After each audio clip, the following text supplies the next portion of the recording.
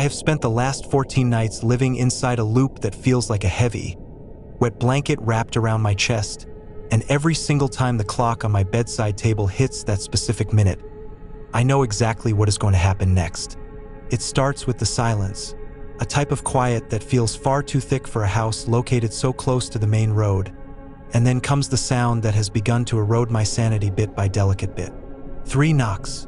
They are not loud, nor are they aggressive, but they are rhythmic and intentional, spaced exactly 1 second apart, as if the person on the other side of the wood is counting the beats of my own panicked heart. In the dream, I am always paralyzed, stuck in that heavy state of sleep crush where my limbs feel like they are made of cooling lead, and I can do nothing but stare at the bedroom door while the floorboards in the hallway moan under a weight that shouldn't be there. I always wake up drenched in a cold, oily sweat just as the doorknob begins to turn, the metallic click of the latch echoing in my ears like a gunshot in a canyon. But tonight, as I sat upright in the darkness of my actual room, the transition from sleep to reality was missing its usual safety net. The clock read 3:01 a.m., and as I strained my ears to catch the sound of the wind or the hum of the refrigerator, the silence was shattered by a physical reality I could not ignore. 3 knocks, real, solid, and coming from the front door just 15 feet away from where I lay shivering. I didn't move for what felt like an hour, my breath hitching in my throat as I tried to convince myself that my mind was simply playing a cruel trick on me by projecting the dream into the waking world. Why would someone be standing on my porch in the middle of a Tuesday night, and why did they feel the need to announce their presence with such haunting politeness instead of just breaking a window? I finally forced my feet onto the cold hardwood floor, the chill traveling up my spine like a warning, and I crept toward the hallway with my back pressed against the wall. The air in the house felt different, heavier and smelling faintly of something metallic and damp, like old coins left out in the rain. When I reached the living room, the moonlight was filtering through the curtains in long, ghostly ribbons that made the shadows of my furniture look like crouching figures. I reached the door and peered through the tiny glass peephole, my eyes stinging as I tried to focus on the porch outside. There was no one there.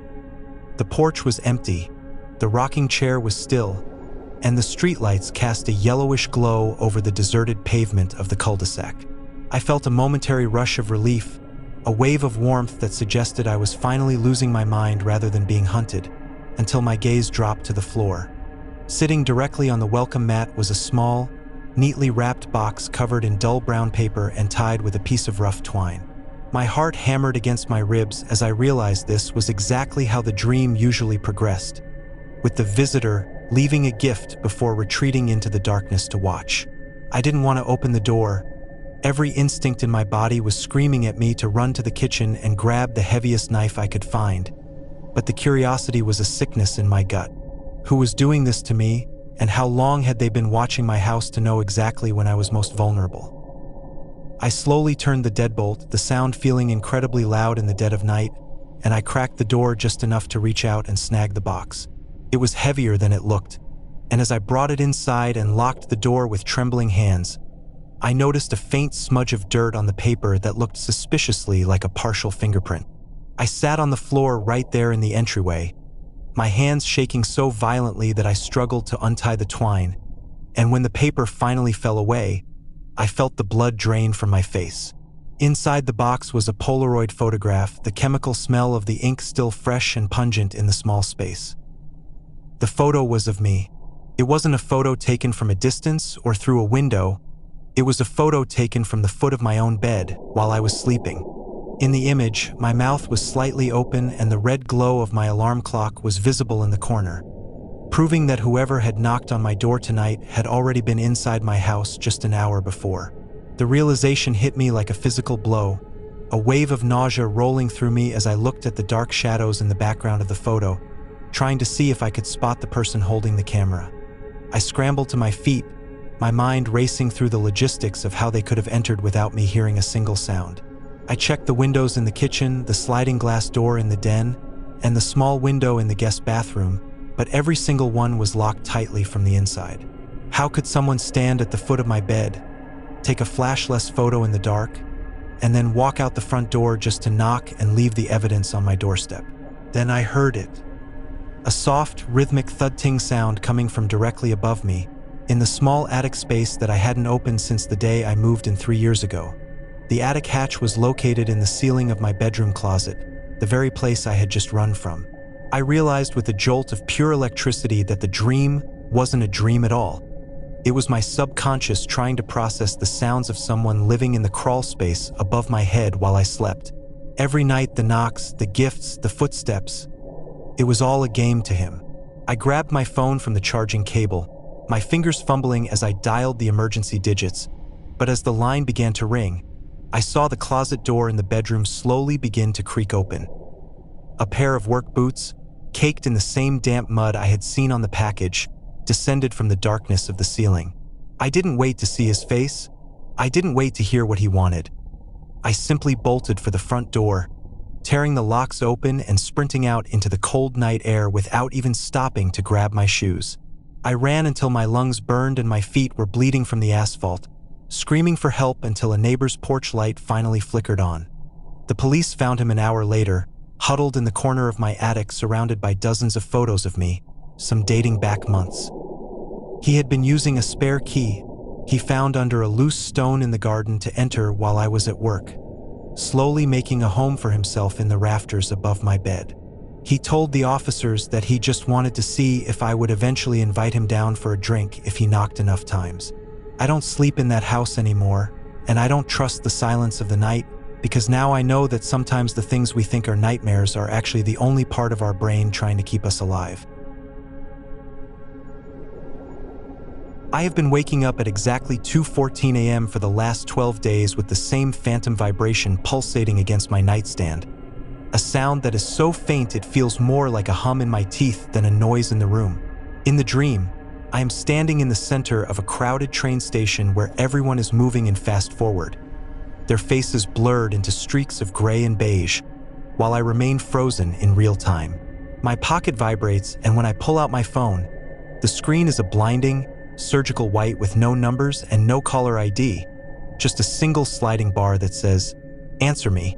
I always wake up just as I press my thumb to the glass, my heart hammering a frantic rhythm against my ribs and my room bathed in the familiar, suffocating shadows of my apartment. For the first week, I dismissed it as stress from my new job at the law firm, a simple manifestation of digital anxiety in an age where we are never truly disconnected from the world. But 3 nights ago, the boundary between the dream and the waking world began to dissolve like sugar in hot water, leaving behind a grit that I can't seem to wash away. I woke up at 2:14 a.m. as usual, but this time, the vibration didn't stop when I opened my eyes. My phone was sitting on the wooden surface of the nightstand, dancing in tiny, jagged circles, the screen glowing with that same aggressive, bleached white light I had seen in my sleep. I reached out, my fingers trembling so hard I nearly knocked the lamp over, and I picked up the device. There was no name, no location, and no digits, just the word unknown pulsing in the center of the display. I didn't want to answer it. Every survival instinct I possessed was telling me to hurl the phone across the room, but the silence of the apartment felt like it was waiting for me to comply. I slid my thumb across the screen and pressed the cold glass to my ear, holding my breath so tightly that my chest began to ache. At first, there was nothing but a low, electronic hiss, the kind of white noise you hear when a radio station loses its signal in the middle of a storm. Then, a sound emerged from the static, a slow, wet, deliberate intake of breath that sounded like it was being filtered through a heavy mask. It wasn't the breathing of someone who had been running. It was the calm, measured respiration of someone who was sitting very still, watching something they enjoyed. I whispered a shaking hello into the receiver, but the only response was a slight shift in the pitch of the breath, a soft huff that sounded almost like a muffled laugh. I hung up and blocked the number, but 10 minutes later, the vibration started again, and this time, the caller ID showed my own home phone number. I don't even have a landline connected anymore. The jack in the kitchen has been empty since the day I moved in, which meant someone was spoofing my information to bypass the blocks. I felt a cold sweat break out across my forehead as I realized this wasn't a telemarketer or a random prank. This was someone who knew exactly who I was and where I lived. I spent the rest of the night sitting in the corner of my living room with a heavy flashlight in one hand and my phone in the other, watching the front door until the sun finally began to bleed through the blinds. The next day, the dream changed. Instead of the train station, I dreamed I was sitting on my own sofa, watching myself sleep from the perspective of the ceiling fan. In the dream, my phone on the nightstand lit up, and a hand reached out from the darkness under my bed to silence it. I woke up screaming, the sound tearing through the quiet of the afternoon nap I had tried to take, and I immediately scrambled off the mattress to look underneath. There was nothing there but a few stray dust bunnies and an old pair of sneakers, but the sense of being watched was so thick I could practically feel eyes crawling over my skin. I decided to call a friend to stay over, but as I scrolling through my contacts, I noticed something that made my blood turn to ice. There were new photos in my gallery that I hadn't taken. They were all shots of the back of my head while I was walking to the grocery store, sitting at the park, and even entering my apartment building. The person following me had been close enough to touch me, close enough to hear my breathing, yet I had never sensed them in the crowd. I realized then that the silent caller wasn't just a voice on the phone. They were a shadow that had been stitched to my heels for weeks. That night, I didn't go to sleep. I made a pot of black coffee and sat at my kitchen table, facing the hallway that led to the bedroom and the front door. At 2:14 a.m., the phone on the table began to vibrate, the white light reflecting off the chrome of the toaster. I didn't pick it up. I just watched it move, feeling a strange, hollow sense of dread as the ringing continued for 3 minutes straight. When it finally stopped, the silence that followed was even more terrifying. Then, my laptop on the counter chirped. A notification popped up on the screen, camera active. My heart stopped. I looked at the small green light next to my webcam, and then I looked at the screen. The laptop was displaying a live feed of my own kitchen, but the angle was from the top of the refrigerator. I looked up, and tucked behind a cereal box was a small, wireless puck camera that had been taped to the dust-covered surface. I wasn't just being followed, I was being broadcast. I grabbed the camera and smashed it onto the floor, but as the plastic shattered, I heard a soft click from the bedroom. It was the sound of the closet door latch being released. I realized with a jolt of pure adrenaline that the person wasn't outside. They had used the silent caller distraction to mask the sounds of them entering through the fire escape while I was focused on the phone. I didn't think, I just acted, grabbing the heavy glass coffee pot and sprinting toward the front door. As I reached the entryway, a figure stepped out from the shadows of the hallway, wearing a dark hoodie and holding a length of nylon rope. He didn't say a word. He just lunged at me with a terrifying, silent efficiency. I swung the coffee pot with everything I had, the glass shattering against his shoulder and scalding him with the leftover liquid. He let out a muffled cry of pain, stumbling back just enough for me to wrench the deadbolt open and fly out into the hallway of the apartment complex. I didn't stop until I hit the street, flagging down a passing patrol car that was luckily turning the corner 2 blocks away. The police swarmed the building, and while they didn't catch him that night, they found his nest in the vacant apartment directly above mine. He had drilled a tiny hole through the floorboards to run wires for his cameras and had been monitoring my every move, waiting for the night I finally broke down from the sleep deprivation. I moved to a different state a week later, changed my number, and threw my old phone into a river. Sometimes, in the middle of the night, I still feel a phantom vibration against my leg, but I never look down. I know now that the most dangerous predators don't growl or scream. They just wait in the silence for you to finally pick up the call. I have a routine every single night before I go to bed that involves checking the silver latch on the kitchen window exactly 4 times. A habit born from a recurring dream that has haunted my sleep for the last 3 months.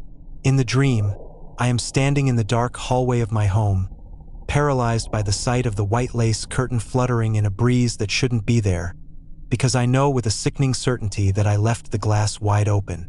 I always watch a long, pale hand reach over the sill from the outside, the fingers gripping the wood with a strength that makes the frame creak, and just as the shadow of a head appears, I wake up gasping for air.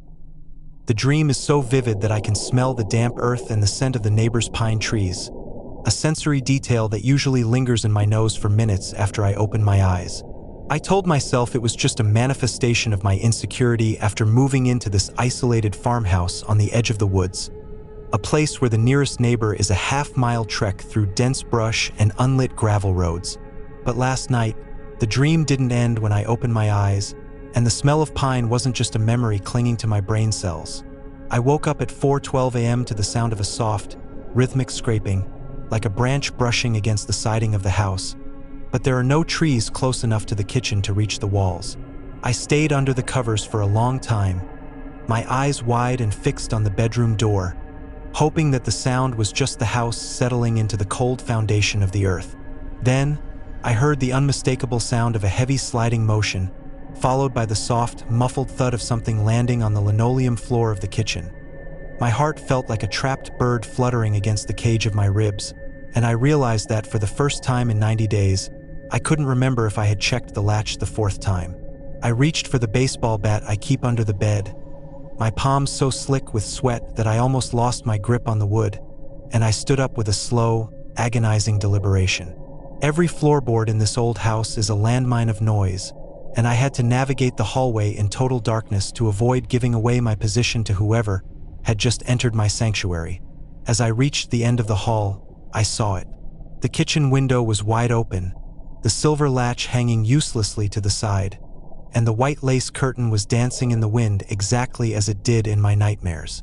The moonlight was spilling across the floor, illuminating a trail of wet, muddy footprints that led away from the window and toward the pantry door.